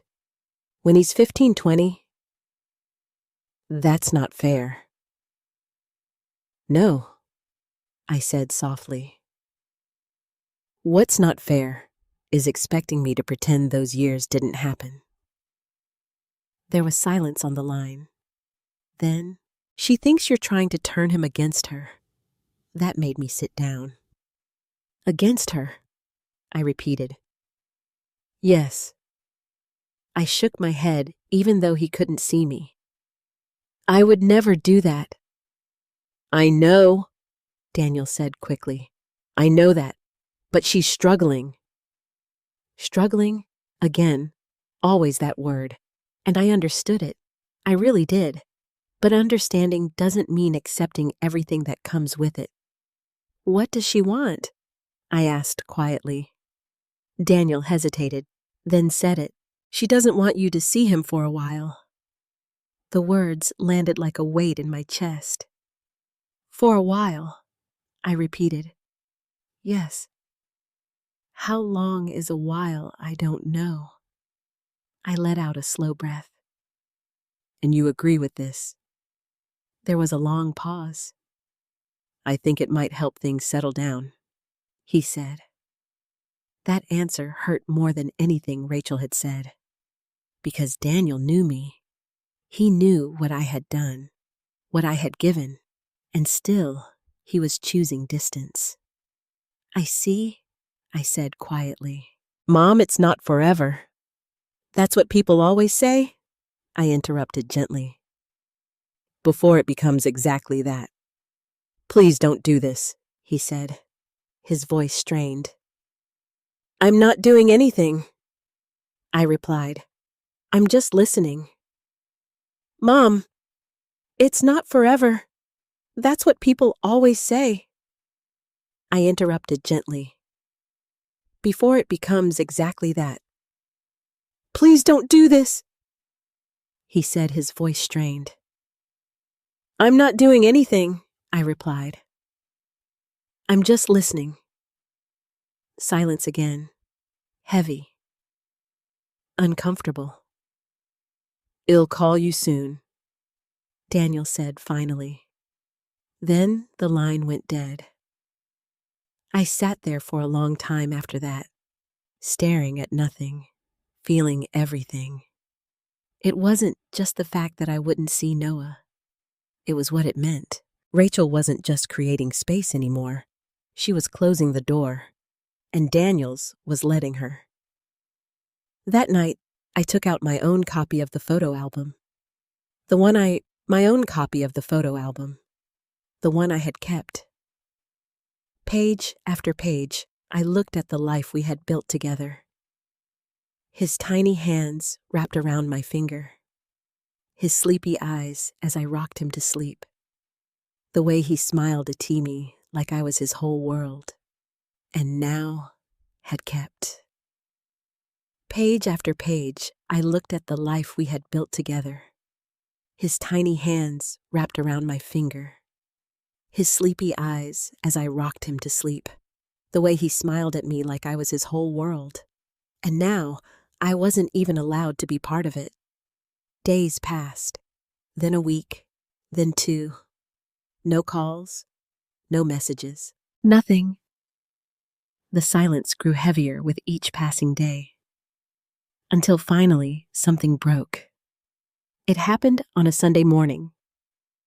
I was sitting by the window drinking coffee when I heard a knock at the door. I wasn't expecting anyone. When I opened it, I froze. It was Noah, standing there, with Daniel and Rachel. For a moment, none of us spoke. Then Noah stepped forward, holding something in his hands. The album. "My mom said I shouldn't come," he said softly. My heart tightened, but I wanted to. I looked at Rachel. Her face was tense, controlled. But there was something else there, something I hadn't seen before. Not anger, not fear. Something. But I wanted to. I looked at Rachel. Her face was tense, controlled. But there was something else there, something I hadn't seen before. Not anger, not fear. Something uncertain. He wouldn't stop asking, Daniel explained quietly. As if that justified everything. As if that made this moment easier. Noah held the album up. "I showed Mommy," he said. I swallowed. "And what did she say?" He glanced back at Rachel, then back at me. She said she wasn't there. Simple, honest, but not complete. "And what do you think I asked?" gently. He hesitated, then said, "I think you were." My breath caught. Rachel closed her eyes briefly. Just for a second, like the truth had landed harder than she expected. And in that moment, everything shifted again. Because this wasn't about me anymore. This wasn't about Rachel. This was about him. And what he could see, what he could feel, what he knew. Children don't need perfect explanations. They don't need carefully crafted narratives. They just need consistency and truth. And somehow, despite everything Rachel had tried to control, despite all the distance, the truth had still found its way to him. And now, she had to face it. No one moved for a long time. We just stood there at my front door. 3 adults, 1 child, and a truth hanging in the air that none of us could pretend wasn't there anymore. Rachel was the first to speak. "I didn't come here to argue," she said. Her voice was steady, controlled, but there was something underneath it now. Not anger, not fear, something more fragile. "I know," I replied quietly. She glanced at Noah, who was still holding the photo album tightly against his chest, like it was something important he didn't want anyone to take away. "Can we come in?" Daniel asked gently. I stepped aside. "Of course." They walked in slowly, carefully, as if the house itself carried weight, memories, truth. I led them into the living room. Noah sat down on the couch, immediately opening the album again, flipping through the pages with quiet focus. He wasn't part of the tension, not fully, but he was at the center of it. Rachel remained standing. I didn't realize she began, then stopped. She swallowed. I didn't realize how much he knew. I looked at her. He didn't know, I said softly. He felt. She closed her eyes briefly. That hit her. I could see it. Because that's the thing about children. You can control information. You can manage what they're told. You can manage what they're told. But you can't control what they feel. And Noah had felt everything. The absence, the presence, the love. Rachel took a slow breath. I thought if I gave him a clear structure, if he LP'd him, understand that I'm his mother. But you can't control what they feel. And Noah had felt everything. The absence, the presence, the love. Rachel took a slow breath. I thought if I gave him a clear structure, if I helped him understand that I'm his mother. You thought it would be enough, I said gently. She nodded. Yes. But it wasn't, I continued. She shook her head slowly. No, it wasn't. Daniel stepped in. We're trying to fix this, he said. Fix what? I asked. The confusion, he replied. The overlap. Overlap. That word again. Careful. Neutral. Avoiding what it really meant. There's no confusion, I said quietly. Rachel looked at me. Yes, there is. I shook my head. No, there's truth. And there's fear. Her expression tightened slightly. That's not fair. It's honest, I replied. Silence. Heavy. Then Noah spoke. Mom, Rachel turned immediately. Yes, sweetheart. He held up a photo. This is you? He asked. She walked over slowly, sitting beside him. He pointed to a picture, one of the very few where she was present, taken shortly after he was born. Yes, she said softly. That's me. He studied it, then looked at her. You look different. Rachel gave a small, sad smile. I was different. How? She hesitated, and in that hesitation, everything hung. The truth, the past, the pain. I wasn't, well, she said finally. Noah nodded slowly. Like when I had a fever, Rachel's eyes filled slightly. Yes, she whispered. Something like that. And Grandma June helped you? He asked. The question was simple, but it landed like something much heavier. Rachel glanced at me, then back at him. Yes, she said quietly. She did. That was the first time she had said it out loud. Acknowledged it, not as a correction, not as a temporary situation, but as truth. And I felt something shift in the room. Subtle, but real. Noah nodded again. That's good, he said. Then he leaned against her. Not fully, not instinctively, but willingly. And Rachel froze. Just for a second, like she wasn't sure what to do with that. Then slowly she wrapped her arm around him. Carefully, gently, like she was holding something fragile. And maybe she was. Because this wasn't about reclaiming something anymore. This was about building something new. And that requires something Rachel hadn't fully allowed herself to do before. Acceptance. Later, after Noah got distracted with his toys, Rachel stood up again. I need to say something, she said. Her voice was quieter now, less controlled, more real. I nodded. I'm listening. She looked at me, directly. I was afraid, she admitted. The honesty in her voice caught me off guard. I know, I said. No, she shook her head. Not just of losing him, of losing my place entirely. I didn't interrupt. I came back expecting to rebuild something, she continued. But instead, I felt like I was stepping into a life that had already been filled. Her eyes flickered toward Noah. And you were at the center of it. I swallowed. I never wanted to take that from you. I know that now, she said.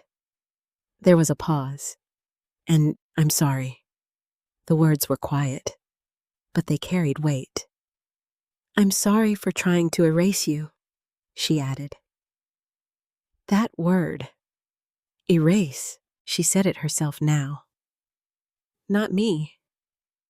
Not as an accusation, but as a realization. I let out a slow breath. Thank you, I said, because that mattered more than anything else so far. Daniel stepped closer. So what do we do now? He asked. That was the real question, the one none of us had an easy answer to. Rachel looked at Noah again, then back at me. We stop pretending this is a competition, she said. I nodded slowly. That would be a good start. And we stop trying to rewrite what already happened, she continued. I felt something in my chest loosen slightly. Yes, She hesitated, then added, "And we figure out how to move forward without pushing anyone out." That was harder, much harder, because it meant letting go of control, letting go of fear, letting go of the need to define everything perfectly. But it was also the only way this could work. I nodded again. "I'm willing to try."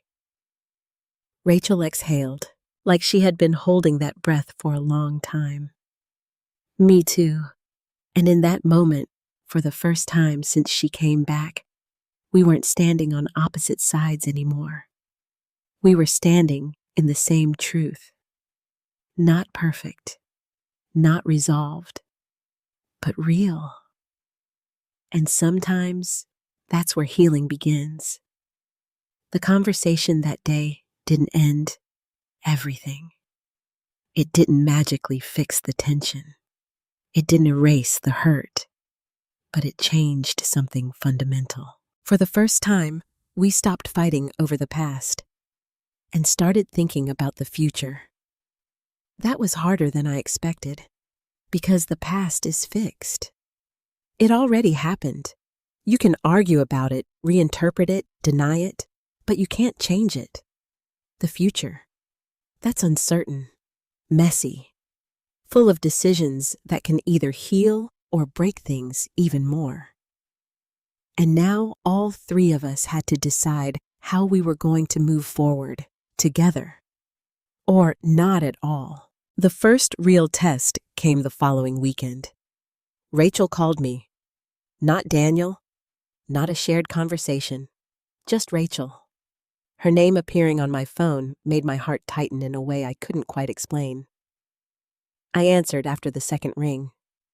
"Hello? Hi, June." Her voice was softer than before, less guarded. "Hi, Rachel." There was a pause. "I was wondering," she began, then hesitated. That hesitation told me this wasn't easy for her. "Would you like to come over tomorrow?" I didn't respond immediately, not because I didn't want to, but because I understood what that invitation meant. It wasn't casual. It wasn't routine. It was intentional. "I'd like that," I said gently. "Okay," she replied, almost relieved. "Noah will be happy." That part mattered more than anything else. The next day, I arrived with nothing in my hands. No cookies, no gifts, no photo albums, just myself. Because this time, I wasn't coming to prove anything. I was coming to be present. Rachel opened the door. She looked different, not physically, but in the way she held herself. Less rigid, less defensive. "Hi," she said. "Hi." She stepped aside, and for the first time in a long time, I didn't feel like I was walking into someone else's territory. I felt like I was entering a shared space. Noah came running into the hallway when he heard my voice, and this time there was no hesitation. "Grandma June!" He threw his arms around me, and I held him, not too tightly, not desperately, just naturally, the way it used to be, but also different, because now I understood something I hadn't before. He didn't belong to me, and he didn't belong to Rachel. He belonged to himself, and we were just the people who loved him. Later that afternoon, we all sat together in the living room. Noah played with his toys on the floor. Daniel watched quietly, and Rachel and I talked. Not about the past, not about who did what, but about Noah. "What does he like these days?" I asked. Rachel smiled slightly. "He's obsessed with dinosaurs now." I laughed softly. He used to be terrified of them. "I know," she said. "Daniel told me." There was a brief moment of shared understanding. A bridge. Small, but real. "He still wakes up sometimes," she added. "Around 2 in the morning. Does he still want the story?" I asked. She nodded. "Every time." I smiled. "Some things don't change." Rachel looked at me. And some things shouldn't. That was the closest thing to peace we had reached so far. Not perfect agreement, but acceptance. As the evening went on, I watched Rachel with Noah more closely. Not critically, not protectively, but openly. And I saw something I hadn't fully allowed myself to see before. She was trying, really trying, not to replace what had been, but to build something of her own. She was slower than I had been, more uncertain, but there was something else there too. Something important. Presence. She wasn't distracted. She wasn't overwhelmed the way she used to be. She was there, fully. And Noah responded to that. Maybe not in the same way he had responded to me, but in his own way. And that mattered. At one point, Noah fell and scraped his knee while running across the living room. He cried immediately, not loudly, but enough to bring both of us to our feet at the same time. We looked at each other, that split second, that instinct, that reflex to respond, and then we both stopped. Rachel took a small step forward, then paused, as if she was waiting, not for permission, but for acknowledgement. I nodded. Just slightly, and that was enough. She knelt down beside Noah. "It's okay," she said softly, pulling him into her arms. He clung to her, not out of habit, but out of need, and she held him, steady, gentle, present. I watched from where I stood, and for the first time, I didn't feel like I was being replaced. I felt like something was being restored. Not the past, but the balance. Later, when Noah had calmed down, he looked at both of us. "Can you both read me a story tonight?" he asked. Rachel and I exchanged a glance, and for a moment there was hesitation. Not tension, just adjustment. "Yes," Rachel said. "I'd like that," I added. And that night we sat on either side of him, reading the same story, the one he had always loved, The Little Fox and the Moon. Rachel read the first half. I read the second, and Noah listened, content, secure, not confused, not divided, just loved. And as I looked at him lying there between us, I realized something that changed everything. Love isn't something you lose by sharing it. It's something that grows, expands, finds new ways to exist. And maybe, just maybe, that was what we had been fighting against all along. Not each other, but the fear that there wasn't enough love to go around. And now we were finally learning that there was. The weeks that followed weren't perfect. They weren't smooth, and they certainly weren't easy, but they were honest. And sometimes that matters more than anything else. We didn't suddenly become one happy, seamless family. There were still moments of tension, moments where old fears resurfaced, moments where Rachel would hesitate and I would notice, moments where I would step back maybe a little too quickly. We were all adjusting, learning, relearning. And at the center of it all was Noah. He became the quiet guide through everything. Not because he understood everything happening between us, but because he didn't complicate it. He loved. Simply, fully, without conditions. And in that simplicity, he showed us what we had been missing. One afternoon, about 3 weeks after that first real step toward healing, we all went to the park together. It was Rachel's idea. "Let's do something normal," she had said. Normal. That word felt almost foreign at that point. But I agreed. When we got there, Noah ran ahead, laughing his small legs, carrying him toward the playground like nothing in the world had ever been wrong. Children have that gift. They live in the present, Not in the past, not in fear of the future. Just now. Rachel and I walked behind him. Daniel stayed a few steps back, watching both of us like he was still unsure how this would all unfold. I used to avoid places like this, Rachel said suddenly. I glanced at her. Why? She watched Noah climb up the slide. Because I felt like everyone could tell, she admitted. Tell what? That I wasn't enough. Her voice didn't break, but it softened. I would look at other mothers and they seemed so natural, so connected. And I felt like I was just pretending. I didn't interrupt. Because this wasn't something she had said lightly. And then she continued. I'd see him with you, and it just confirmed everything I was afraid of. I took a slow breath. You weren't pretending, I said gently. You were struggling. She shook her head slightly. It felt like failure. It wasn't, I said, but it looked like it, she replied. That was the truth of it, not the reality, but the perception. And perception can be just as powerful. Noah called out from the top of the slide. Mom, Grandma, June, look. We both looked up at the same time. He waved proudly. Watch me.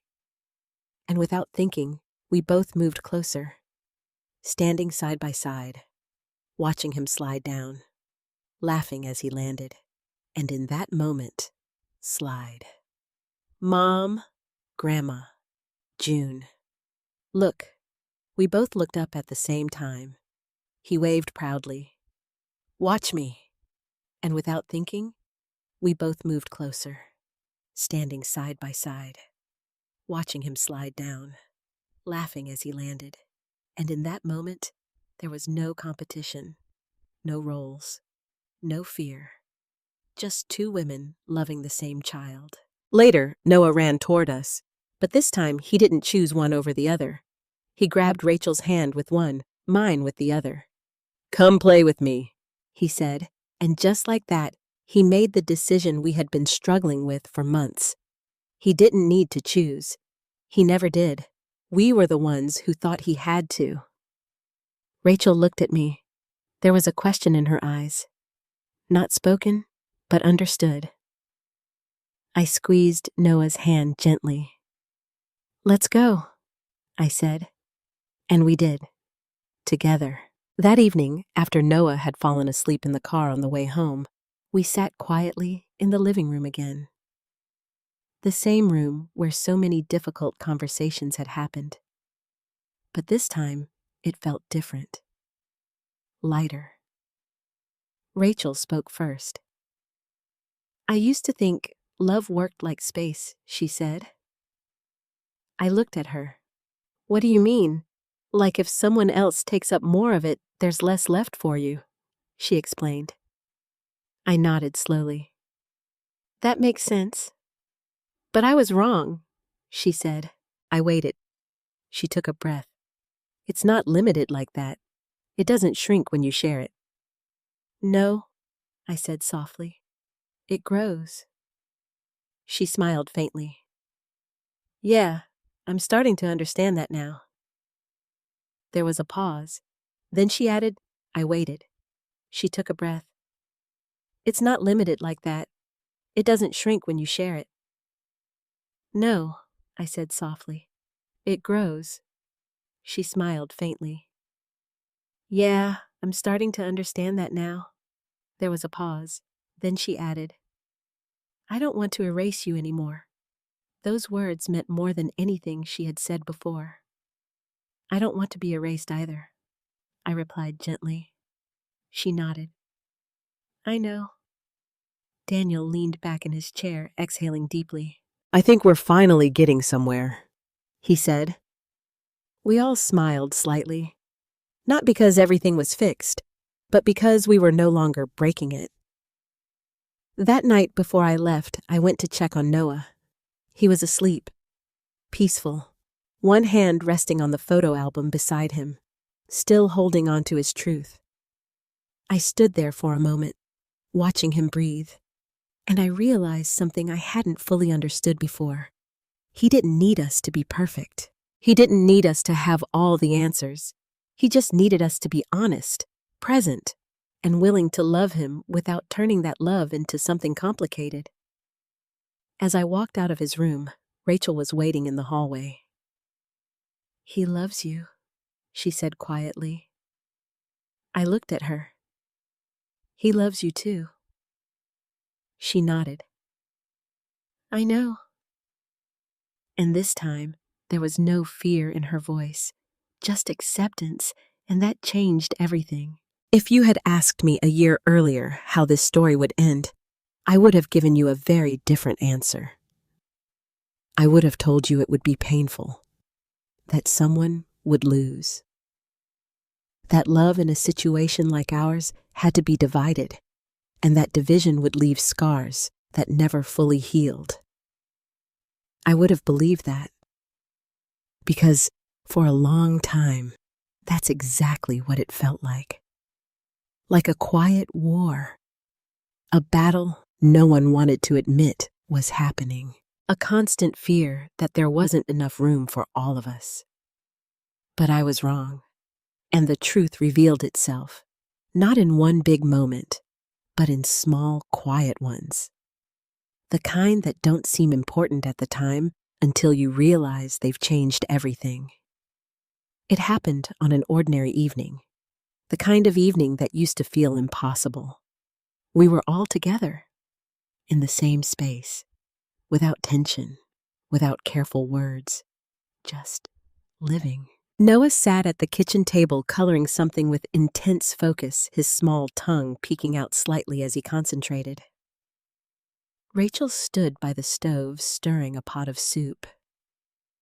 Daniel leaned against the counter, talking about something that probably mattered at work, but felt secondary in that moment. And I was sitting there, not as an outsider, not as a replacement, but as part of it, exactly where I belonged. Grandma June, Noah said suddenly, looking up. "Yes, sweetheart." He held up his drawing. "Look." I stood and walked over. It was a simple picture. Stick figures, 3 tall ones, 1 small one, holding hands. "That's us," he said proudly. I smiled. "Who's who?" He pointed carefully. "That's me. Then that's Mommy." Rachel turned, slightly watching. "And that's Daddy." Daniel smiled. Then Noah paused. He looked at the last figure, the one he hadn't explained yet, and for a moment, everything went still. Not tense, just meaningful. "And that's you," he said, finally looking at me. Not as an afterthought, not as something separate, just part of it. I felt something warm rise in my chest. Something I hadn't felt in a long time. Peace. Not because everything was perfect, but because everything was real. Rachel walked over slowly. She looked at the drawing, then at Noah, then at me, and she smiled. A real smile, the kind that reaches your eyes. "I like that," she said softly. "So do I replied. And in that moment, there was no competition, no fear, no need to define roles, because Noah had already done it for us, not with words, but with something much simpler. Truth. Later that night, after Noah had gone to bed, Rachel and I sat together again. No tension, no distance, just quiet understanding. "I used to think I had to take everything back," she admitted. I nodded slightly. "I know," but now she continued, "I realize I don't." I looked at her. What do you mean? I don't need to erase what happened, she said. I don't need to pretend those years didn't exist. Her voice softened. Because they're part of him. She paused. And they're part of you. That acknowledgement was everything. I never wanted to take your place, I said quietly. And I don't want you to disappear, she replied. We sat in silence for a moment. Then she added, I think we both loved him the best way we could. Just at different times. I smiled faintly. Yes, and now she said, we just keep loving him. It sounded so simple, but it had taken us so long to get there. Daniel joined us a few minutes later, sitting down with a quiet sigh. I think we survived something, and now she said, we just keep loving him. It sounded so simple, but it had taken us so long to get there. Daniel joined us a few minutes later, sitting down with a quiet sigh. I think we survived something, he said. Rachel laughed softly.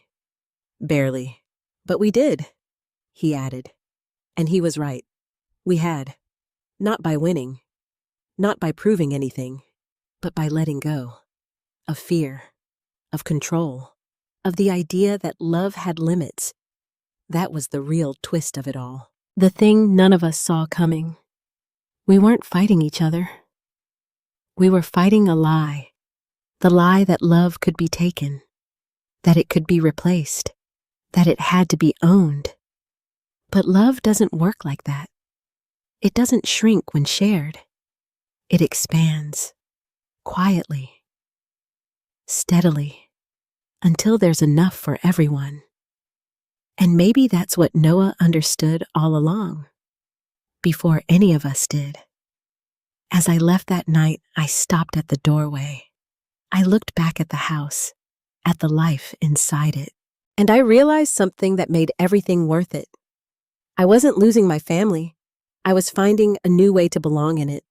Not as the center, not as the replacement, but as something just as important. A part of the whole. And sometimes, that's exactly where you're meant to be. When I look back on everything that happened, I don't see a story about conflict anymore. I see a story about fear. And what fear can do when we let it take control. Rachel was afraid of losing her place as a mother. I was afraid of losing my place in my grandson's life. Daniel was afraid of losing his family completely. And in that fear, we all made choices that hurt each other. But the truth is, fear doesn't protect love. It distorts it. It turns something beautiful into something fragile. Something that feels like it can be taken away at any moment. And when that happens, we start holding on too tightly. Or pushing others away. Or trying to control things that were never meant to be controlled. But love isn't something you hold on to by force. It's something you nurture. Something you share. Something that grows when you let it breathe. What changed everything for us wasn't a big argument. It wasn't a dramatic moment. It was honesty. The willingness to face the truth even when it hurt. The courage to say I was wrong, and the grace to forgive. Not just others, but ourselves. If you've ever felt like you were being pushed out of someone's life, or replaced, or forgotten. I want you to remember this. Love that is real doesn't disappear. It may change.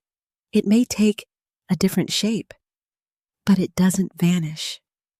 And sometimes the most powerful thing you can do is not fight to hold your place, but trust that your place was never meant to be taken away. So tell me, have you ever had to share love in a way that felt impossible at first? How did you handle it? I read every comment. And if this story touched you in any way, don't forget to like the video and subscribe for more stories like this. Because sometimes the stories that hurt the most are the ones that heal us too.